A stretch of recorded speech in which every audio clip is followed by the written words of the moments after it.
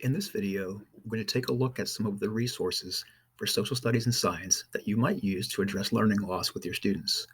We'll start with social studies by opening the social studies group in Schoology. Once in the Schoology group, open the resources folder to access grade level specific resources. For this example, we're going to look at third grade resources. The first resource you may choose is perhaps the most obvious, the standards. It's always a good idea to begin with the SOL curriculum framework for just about any curricular decision. Although we tend to focus on content and the standards, the concepts in the curriculum that continue to build from K-12 are skills. If students can learn and master the skills required by the social studies standards, then they should be able to tackle any content they choose to learn down the road. It's the same logic people use when they say that students learn to read so they can read to learn.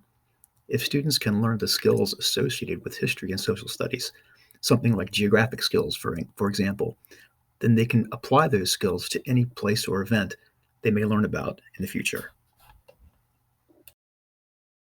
For this example, we're going to use skill 3.1C, which involves interpreting charts, graphs, and pictures. It's a third grade skill, but once students learn it, they should be able to apply to their future learning. Here, the curriculum framework provides examples of what you might have students do to practice the skill. It's a good first place to look when you believe students are behind on understanding and using social studies skills with content. Another resource provided by VDOE is the skills progression chart. This document shows the skills and how they should develop kindergarten through 12th grade. Notice the color coding, which indicates the depth of understanding students should have. The darker the color, the greater degree students should know how and be able to use the skill independently by the end of the year indicated. This is a good place to check as you plan for initial instruction as well as remedial efforts. Looking specifically at standard 3.1C, we can see the progression within that skill over time. For example, if at a third grade level your students are struggling with using charts to determine characteristics of people or places, shown in line 2 of the progression, it may be that they haven't mastered classifying information, which is shown in line 1 of the progression. Additional support for geography and economic standards can be found using the links provided in the Schoology site. National Geographic and the Virginia Council for Economic Education have a lot of resources available to help students in these areas. And lastly, the textbook series we've adopted is tightly aligned with the standards for each grade level. You, as an elementary teacher, have access to the books and resources for each grade level.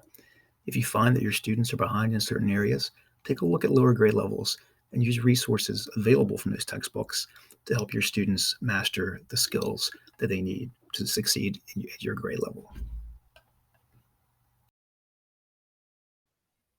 Much like you just heard from Rob Williams about social studies, science, we're going to be unpacking the science leads to make sure that students have those science skills in order to be successful in science. You can find those resources under Schoology group, including unpackings of previous SOLs, the science progressions, and the combined science social studies pacings. For our example, we're going to begin with a third grade standard. All of this pretty much looks the same regardless of the grade level. Each one will begin with your combined science and social studies planner. As you enter your planner, you'll see that the skills progression chart that Rob Williams mentioned and that I just mentioned are hyperlinked right here.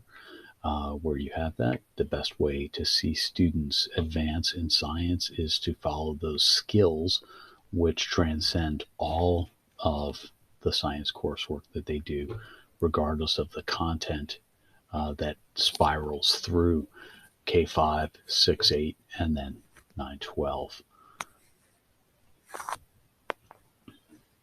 As we go through our progressions, you can see we're going to choose a unit for an example. In this case, we're going to choose third grade simple machines, which is upcoming in a couple weeks. If I click on this, it will take me down to the section where we're working on it. So we're talking about doing learning progressions and what does it take to get our students where they need to go and what might scaffolding be necessary. So in this case, we'll see the vertical alignment of what students should have learned in second grade and see what that entails. We actually can see the verbs of what the students should be able to do at the level they're supposed to be able to do it, and the key words and vocabulary also highlighted in orange in this case.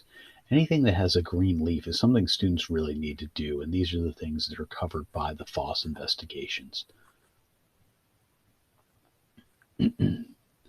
So our lesson really is brought out here in this combined science social studies planner to really see where the students are going.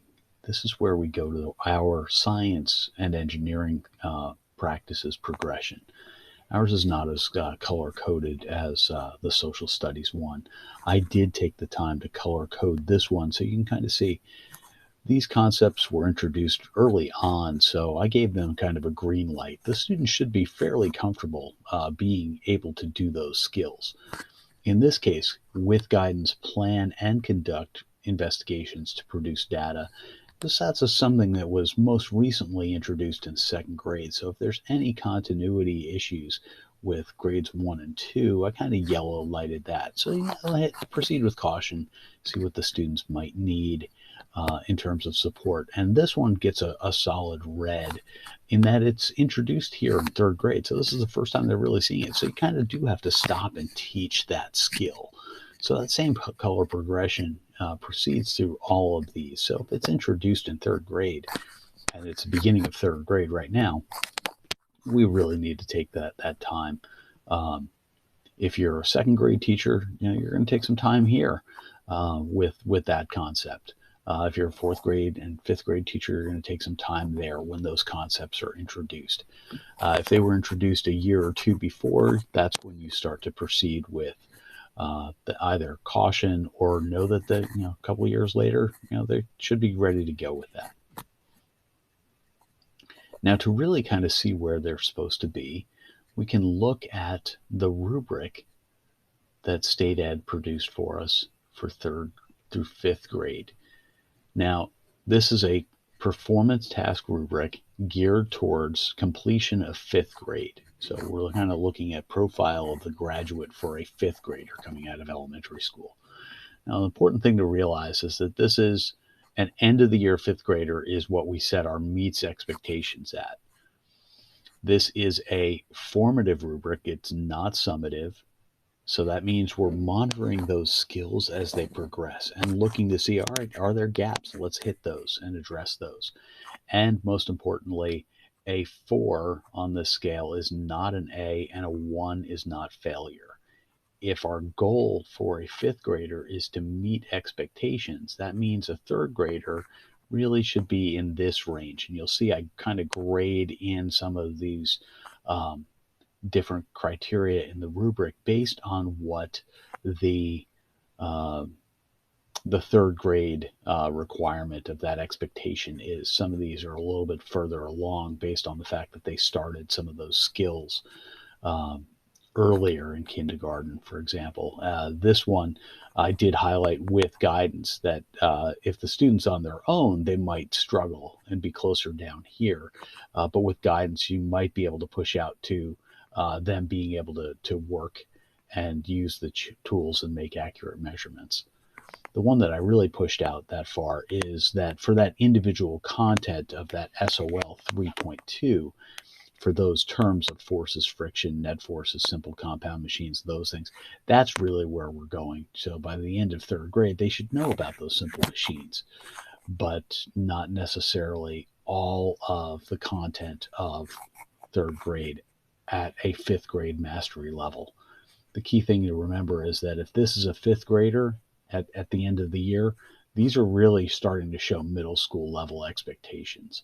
So regardless of where you are on the K5 spectrum, in the K2 spectrum, really you're trying to get them to work towards this level. this is really kind of what we'd expect kind of an average third grader, average fourth grader, fifth grader, and then beyond. So as long as you see that rubric for what it is and know that not everybody is going to exceed expectations in a K-5 setting, because this is really your average middle schooler, stick with that rubric. All of this is ultimately to lead to the success of your students in making sure that they have the skills necessary to be successful in science. These skills are transferable across all science disciplines, and the thought process of science leverages into math and other areas as well. Thank you very much, and good luck in your unpacking of standards and meeting your students where they are and helping them be successful down the line. Thank you again for all you do.